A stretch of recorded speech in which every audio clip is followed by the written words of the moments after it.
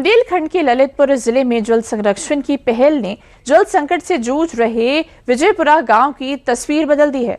परमार्थ समाज सेवी संस्था के जल सहेली संगठन से जुड़ी शारदा और 30 से अधिक महिलाओं ने बेरवा नाले के पुनर्जीवन का अभियान चलाया। अवैध खनन से प्रभावित नाले पर चेक डैम निर्माण, पौधारोपण और अन्य जल संरक्षण कार्यों से भूजल स्तर से सुधार हुआ है। इन प्रयासों से गांव में पानी की उपलब्धता बढ़ी और विजयपुरा को कई बार सम्मान भी मिला। शारदा गोष्ठियों और सांस्कृतिक कार्यक्रमों के माध्यम से महिलाओं को जल संरक्षण, पर्यावरण संरक्षण और वृक्षारोपण के लिए जागरूक कर रही है।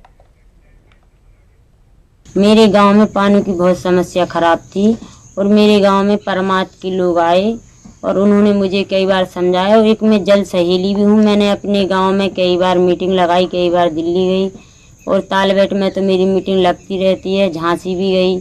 मेरी और अन्य गाँव की जल सहेली, मेरी बहना सब मिलकर अपने गांव का विकास करें और परमार्थ जल संरक्षण में जुड़ें और उनको मैं अपने सहयोग जैसे मैंने किया है ऐसे अपने गांव को भी वे सब लोग पूरे बुंदेलखंड को हरा भरा बनाए रखें। और परमार्थ समाज सेवी संस्था पिछले 25-30 वर्षों से बुंदेलखंड में जहां पर जल संकट प्रभावित क्षेत्र वहां पे काम कर रही है। और वर्तमान समय में ये जनपद ललितपुर में, चूँकि तालबेट विकासखंड तालबेट में एक समय जो था बड़ा सूखा था और सूखे के चपेट में आने की वजह से बहुत सी ऐसी चीज़ें थीं जो लोगों को पीने का पानी का संकट था।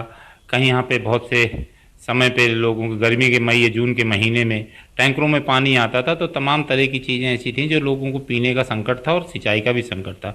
परमार्थ समाज सेवी संस्था ने एक जल सहेली संगठन के रूप में काम करना शुरू किया और गांव-गांव में जाकर जो हमारी बहनें हैं, महिलाएं हैं गांव की, उनको जोड़ने का काम किया। और जोड़ने के साथ साथ आज हम लोगों ने उस समय से लेके देखा जाए तो हमें 600 जल सहेली संगठनों ने एक संगठन बनाया और गांव-गांव स्तर पर जाकर जल साक्षरता जैसे कार्यक्रमों का आयोजन किया, श्रमदान किया, तालाबों को पुनर्रक्षित करने का काम किया, नालों को पुनर्रक्षित करने का काम किया।